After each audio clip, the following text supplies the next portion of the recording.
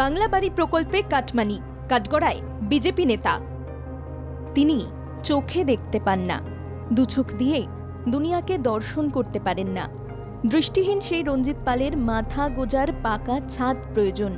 একথা বুঝে প্রশাসন তাকে বাংলা বাড়ি প্রকল্পের আয়তায় আনে। স্বপ্নের বাড়ি তৈরির আশায় বুক বাঁধেন তিনি। সেই স্বপ্নের বাড়িতেও কাটমানি চেয়ে বসেন পঞ্চায়েত সদস্যের স্বামী। এমনটাই অভিযোগ উঠেছে ফাঁসি দেওয়ার মৌলানির পঞ্চায়েত সদস্য রেখা সিংয়ের স্বামী সুধীর সিংয়ের বিরুদ্ধে। মোটা টাকা চেয়ে বিজেপি নেতা দৃষ্টিহীন ব্যক্তিকে চাপ দেন। বাংলা বাড়ির টাকা দিচ্ছে না কেন্দ্র। বঞ্চনার মাঝে বাংলার মানুষের কাছ থেকে কেন্দ্রের শাসকদের প্রতিনিধিরাই টাকা চাইছেন বলে সরব উত্তরবঙ্গের এক দৃষ্টিহীন ব্যক্তি। কাটমানির বিরুদ্ধে সরব হতে দেখা যায় বিজেপিকে। বিরোধী শিবিরের গায়ে আবার লাগলো কাটমানির কলঙ্ক। অভিযোগ, বাংলা বাড়ির জন্য 4,000 টাকা তোলা চায় বিজেপি নেতা। বিজেপি নেতার কুকীর্তি ফাঁস হতেই জনরোষের মুখে বিরোধীরা। দৃষ্টিহীনের কাছ থেকে টাকা চাওয়ায় নিন্দার ঝড় সমাজে। ত্যাগের কথা মুখে বলে গেরুয়া শিবির। সেই গেরুয়া শিবিরের দুর্নীতির কাণ্ডকারখানা দেখে হতবাক প্রবীণ মানুষটি।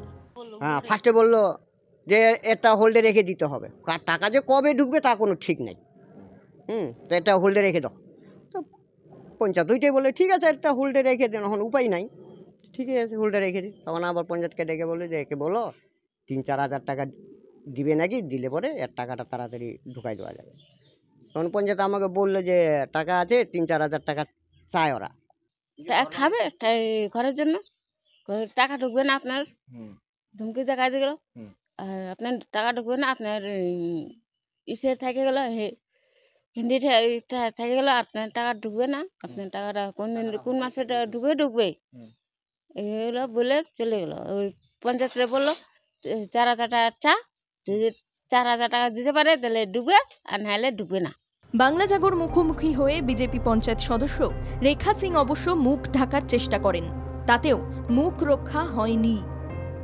ওই সম্পর্কে কিছু জানি না, কেন কি আমি হলো পঞ্চায়েত সদস্য রেখা সিংহ, মহিলা নির্যাতন সংসদ। আমার এলাকায় 5টা ঘর এসেছে, সেই 5টা আমি কেউ বলতে পারবে না যে 5 টাকা কারো কাছে চাইছি। আমি বলছি গরিব মানুষ ঘর পাক, এইটুকুনি। আর কথা হচ্ছে কে বা কোথা থেকে আসছে ইনকোয়ারি করতে, তারা বলে গেছে আমাদের কিছু টাকা দিতে হবে।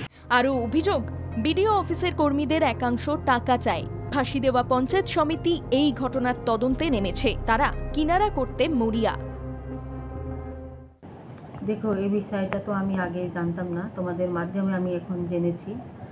আর ময়লানি এলাকা যেহেতু ওইটা আমার পঞ্চায়েত সমিতি এলাকা পড়ে, তো আমি ওইখানে গিয়ে একটু খোঁজ নিব যে ব্যাপারটা কী আছে, বিষয়টা কী আছে। সত্যি করে যদি এরা চেয়েছে না ওরা নিজে নিজে বলতেছে, এটা আমাকে খবর নিতে হবে। যদি সত্যি করে আমাদের অফিস থেকে যদি ওরা চেয়ে থাকে, তাহলে এটা তো অনেকের খারাপ দিক দিয়ে, যেমন তোমরা বলছো যে ওরা অন্ধ আছে, অন্ধদেরকে তো আমাদেরকে আরও কিছু টাকা দিয়ে ওদেরকে হেল্প করা উচিত, কিন্তু ওদের কাছ থেকে টাকা চাওয়া এটা কিন্তু অনেক নিন্দনীয় না এরকম আছে। ওইটা আমি অনেক খারাপ লাগছে আমাকে।